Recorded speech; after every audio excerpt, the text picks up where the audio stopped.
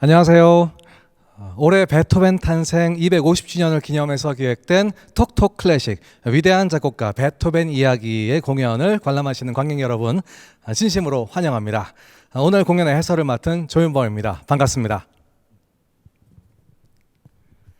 성동구의 문화예술이 가장 가까운 곳에서 문화의 가치를 향유할 수 있는 토대를 마련하고자 성동문화재단이 설립되었는데요.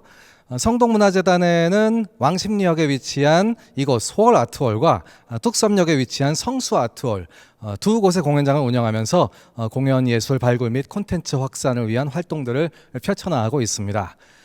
지난 8월 4일 목관과 성악의 세계를 주제로 진행되었던 공연에 이어서 베토벤의 첼로의 세계에는 사회적 거리두기 2단계의 시행에 따라 온라인으로 여러분을 찾아뵙게 되었습니다. 오늘 베토벤의 첼로 곡들을 소개할 텐데요. 사실 베토벤은 굉장히 다양한 장르에서 곡들을 많이 남기고 있지만 첼로 곡은 사실 많지가 않습니다.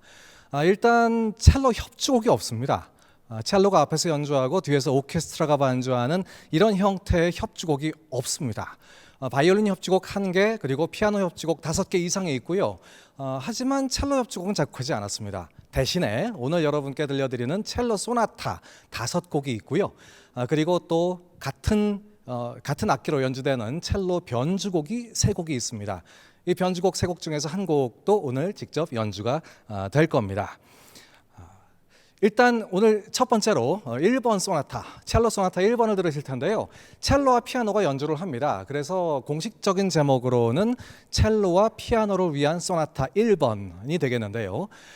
아주 독특한 구성입니다. 왜냐하면 이런 소나타들은 보통 악장이 3개 아니면 4개로 되어 있습니다. 베토벤이 작곡하던 시기에는 주로 3개의 악장을 쓰는 것이 관례였는데요.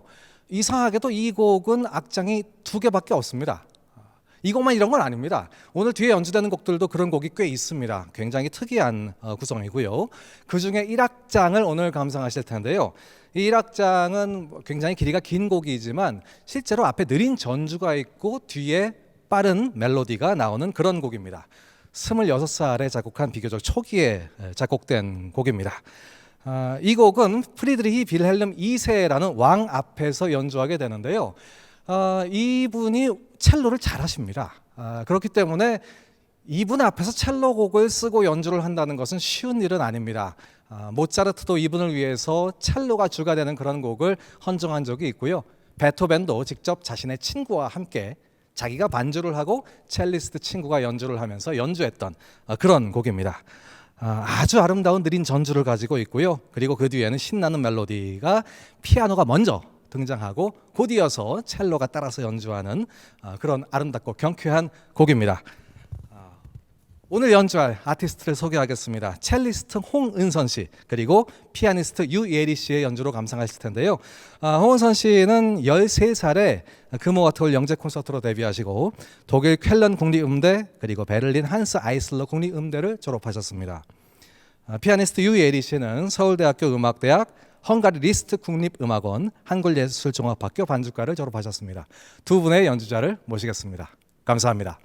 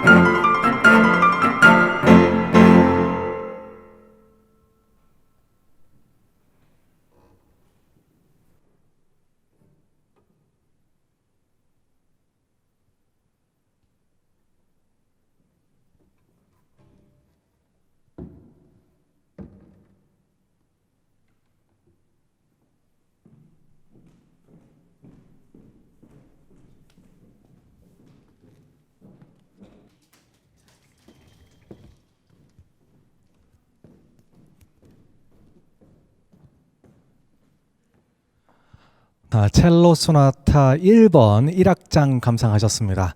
아까도 말씀드렸지만 원래는 2개의 악장으로 되어 있는 독특한 곡인데요. 그중에서 오늘 1악장만 감상을 하셨습니다. 굉장히 밝고 경쾌한 곡이죠. 베토벤의 첼로 소나타는 사실 모두 장조로 되어 있습니다. 다 경쾌하다는 얘기죠. 하지만 그 중에서 어떤 부분에 가면 또 심각해지고 또 첼로의 그 중저음에 어울릴 만큼 역시 이건 베토벤 같이 무거워라고 하는 느낌을 받을 때도 꼭 있습니다. 26살에 작곡한 곡이었고요. 이제 두 번째로 감상하실 곡은 31살에 작곡한 곡입니다. 그 사이에 중요한 일이 있습니다. 베토벤 28살에 귀가 안 좋아지기 시작을 하고요. 그것 때문에 아주 고통받게 되는 약 3년간의 시간을 겪게 됩니다. 바로 이 시기 31살쯤에 이제 그 유명한 하일리겐슈타트 유서라는 것을 남길 정도로 베토벤은 아주 고통을 받고 있습니다. 그럼에도 불구하고 베토벤은 음악에 있어서 굉장히 많은 희망을 가지려고 노력을 했던 것 같습니다. 특히 자신의 선배 작곡가 모차르트의 오페라를 듣고 이거는 내가 멜로디를 변주곡으로 한번 만들어 봐야겠다 이런 생각을 가진 모양이에요. 왜냐하면 첼로로 만들어진 3개의 변주곡 중에서 2개의 변주곡이 바로 이 마술피리, 모차르트의 오페라 마술피리에 나오는 멜로디를 주제로 하고 있습니다. 3개라고 말씀드렸는데요. 그 중에 하나는 핸델의 유명한 오라토리오 유다스 마카데우스에 나오는 개선의 합창을 가지고 만든 변주곡이고요. 나머지 2곡이 모차르트의 마술피리 변주곡입니다. 오늘 감상하실 곡은 이 마술피리에 나오는 유명한 이중창이 있습니다. 모차르트의 거의 마지막 오페라인 마술피리, 정말 온 가족이 즐길 수 있을 만큼 아기자기한 동화 오페라라고도 할 수 있죠. 왕자가 공주를 구하러 가는 그런 내용입니다. 마왕에게 잡혀간, 물론 마왕이라고 알려진 사람에게 잡혀간 공주가 자신을 구하러 온 왕자의 일행을 만나게 됩니다. 왕자를 먼저 만난 건 아니고요. 그 왕자와 함께 온 파파게노라고 하는 세자비를 만나게 되는데요. 이 2 사람이 이중창을 부릅니다. 공주는 누군가 자기를 구하러 왔기 때문에 이렇게 말을 합니다. 사랑을 느끼는 남자들은 원래 따뜻한 마음이 있습니다 라고 얘기를 하고요. 그 말을 들은 파파게노가 여자들은 그 달콤을 그냥 느끼시면 됩니다 라고 하는 굉장히 아기자기한 아름다운 그런 이중창이에요. 이 이중창을 베토벤이 듣고 첼로 변주곡으로 만들게 되는데요. 물론 또 하나의 변주곡은 또 다른 노래입니다. 똑같이 그 파파게노가 부르는 연인이나 아내가 필요해요 라고 하는 그 멜로디로 되어 있는 변주곡은 12개의 변주곡으로 되어 있습니다. 하지만 오늘 들으실 사랑을 느끼는 남자들을 이 주제로 만든 변주곡은 7개로 되어 있고요. 지금부터 그 곡을 감상하시겠습니다. 정말 아름답고 느린 노래입니다. 처음엔 이 원래 주제로 시작을 하고요. 점점 신나지면서 또 뒤에는 똑같은 멜로디를 아주 심각하게 변주하는 장면도 나옵니다. 두 분의 연주자를 다시 모시겠습니다. 고맙습니다.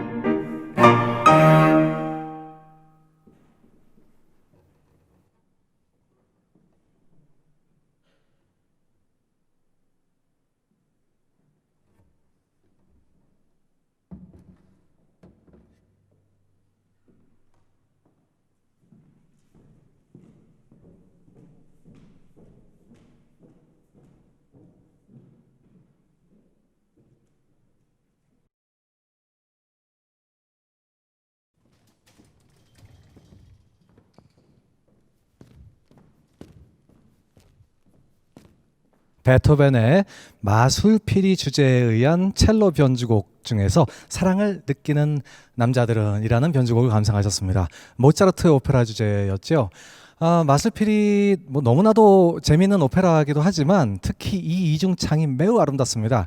그러니까 지금 방금 이 첼로 변주곡 들으신 분들은 그 마술피리를 다시 보실 때 그 이중창에 나오면 그 곡이었구나 라고 하실 거예요. 굉장히 아름다운 멜로디를 주제로 한 변주곡이었습니다. 자, 이제 다음 곡 감상하실 텐데요. 이제 소나타로 다시 한번 돌아가 보겠습니다.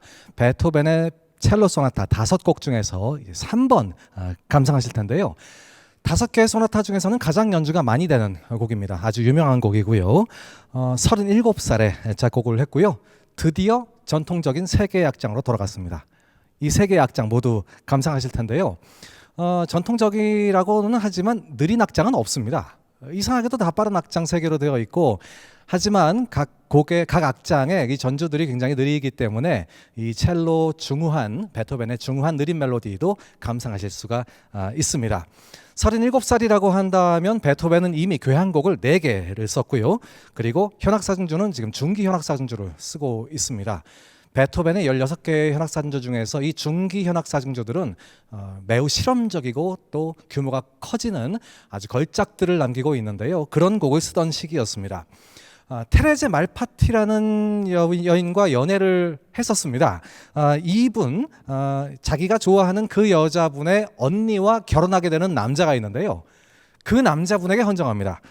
이그나츠 글라이헨슈텐이라는 분인데 이 사람은 베토벤보다는 나이가 어리지만 나중에 베토벤을 후원하게 되는 후원자 중에 한 사람입니다.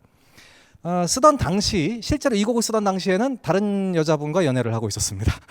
네, 여러 명의 여자분과 연애를 했지만 결혼은 하지 않았고요. 베토벤은 평생 동안 독신으로 살았습니다. 요제핀의 폰 다인 백작 부인, 미망인인데요. 이분과 연애를 할 당시에 쓴 곡이기 때문에 이 곡을 듣고 있으면 베토벤의 사랑에 관한 감정도 우리가 좀 느껴볼 수가 있을 것 같습니다. 자, 3개의 악장으로 되어 있습니다. 일단 1악장 느리게 시작합니다. 피아노와 첼로가 함께 연주하는 유니즌이라고 하죠. 이 유니즌으로 멜로디를 연주하다가 결국에는 일반적인 빠른 템포로 들어가고요. 아주 강렬한 선율들까지 보여주고 있습니다. 그리고 이 악장은 스케르초 악장입니다. 굉장히 재미있고 통통 튀는 스케르초 악장에서 계속되는 당김은 멜로디를 들으실 수가 있습니다. 그렇기 때문에 고개도 좀 끄덕끄덕하면서 감상할 수 있는 그런 재미있는 곡이고요. 중간에는 이 첼로가 두 음을 함께 연주하는 더블 스토핑이라는 기교도 보실 수가 있습니다. 매우 강렬한 후반부에 가면 또 웅장함도 느낄 수가 있고요. 그리고 마지막 3악장, 세계 악장 중에서도 가장 유명한 악장입니다. 첼로 선율이 아주 재밌고요. 또 가끔씩 정말로 고음에서 첼로가 연주를 하는데 이것도 굉장히 독특한 분위기를 연출하고 있습니다. 연주자 두 분을 다시 모시겠습니다. 고맙습니다.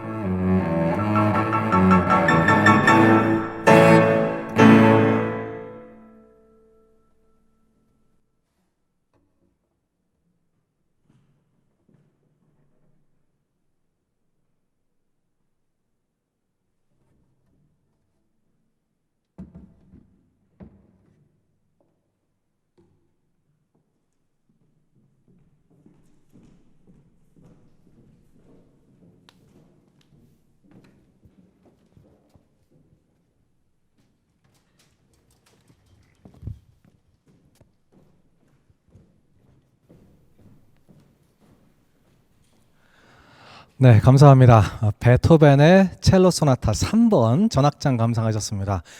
정말 화려하고 또 멋진 곡이죠. 온라인 콘서트라서 이 박수 소리가 없는 게 참 아쉽네요.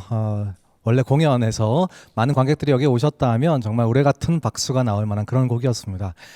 베토벤의 첼로 소나타 5곡은 1, 2번이 함께 작곡됐고요. 그리고 지금 들으신 3번이 독립적으로 따로 하나 작곡됐습니다. 그리고 지금부터 들으실 4번, 4, 5번이 함께 작곡됐고요. 그 중에서 4번을 오늘 마지막 곡으로 감상하실 텐데요. 45세에 작곡됐습니다. 베토벤은 57세에 돌아가셨습니다. 그러니까 오늘 거의 전 연령대를 작곡된 곡들을 골고루 듣고 있는데요. 이제 거의 말년에 가까워졌습니다. 이 45세라는 나이는 베토벤의 교향곡 9개 중에서 8개가 이미 나와 있는 상태입니다.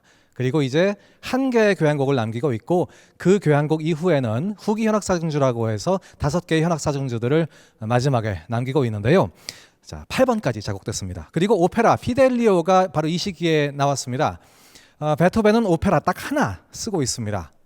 좀 많이 썼을 만도 한데요. 이분은 그 오페라 소재를 구하기에 굉장히 좀 어려움을 겪었던 것 같습니다. 그렇기 때문에 이 줄거리 정도는 내가 오페라로 만들어 봐야지 라고 해서 작곡되어진 한 개의 오페라 피델리오가 있고요. 이 피델리오를 또 고치고 고쳐서 여러 가지 버전으로 지금 우리에게는 남겨주고 있습니다. 피아노 협주곡 황제가 유명하죠. 5개의 피아노 협주곡 중에서 마지막 5번째 협주곡이 5번 황제입니다. 그 황제까지 이미 다 나와 있는 상태입니다. 그리고 앞서 잠깐 언급됐던 그 중기 현악사중주는 모두 완성이 된 상태였는데요. 현악사중주 얘기를 잠깐 해보겠습니다. 이 중기 현악사중주 중에 앞에 3곡이 라즈모프스키라는 러시아 대사를 위해서 헌정된 곡입니다. 그렇기 때문에 라즈모프스키 사중주라고 불리는 3곡이 있는데요. 이걸 연주했던 사람들도 라즈모프스키 사중주입니다.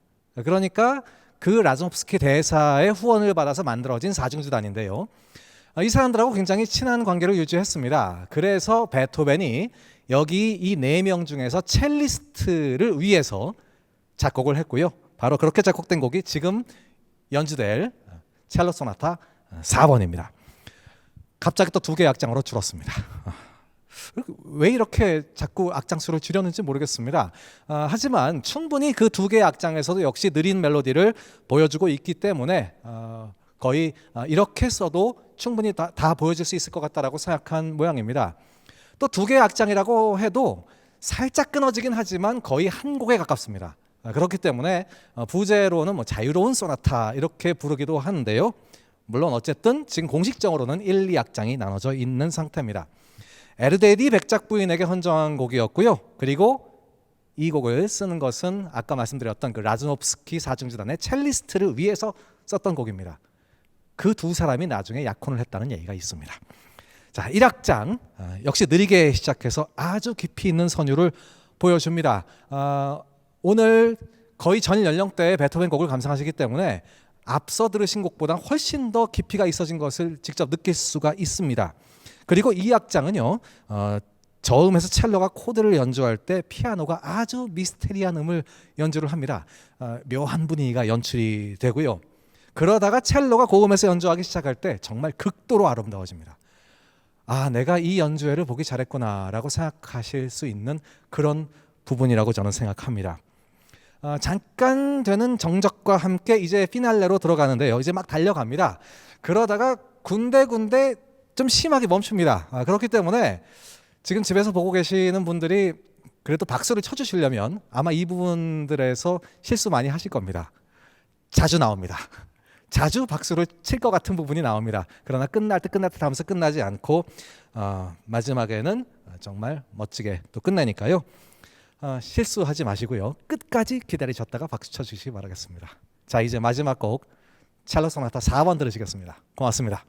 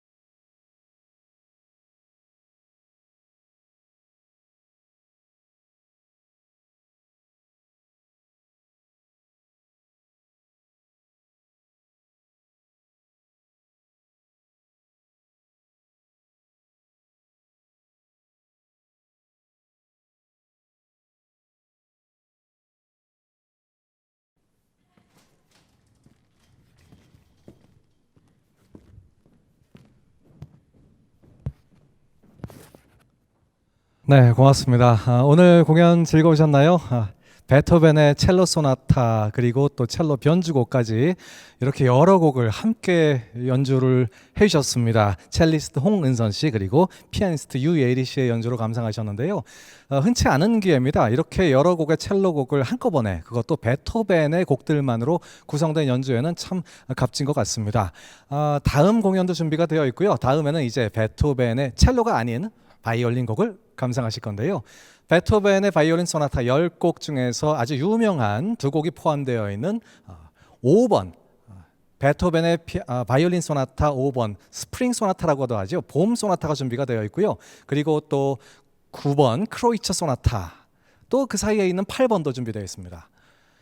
원래는 오케스트라가 반주하는 바이올린과 오케스트라를 위한 로망스를 피아노 반주로 감상하실 수 있는 그런 기회도 될 겁니다. 다음 공연 베토벤의 바이올린 곡들로 꾸며봤습니다. 저는 또 여기서 인사드리겠습니다. 다음 공연에서 뵙겠습니다. 감사합니다.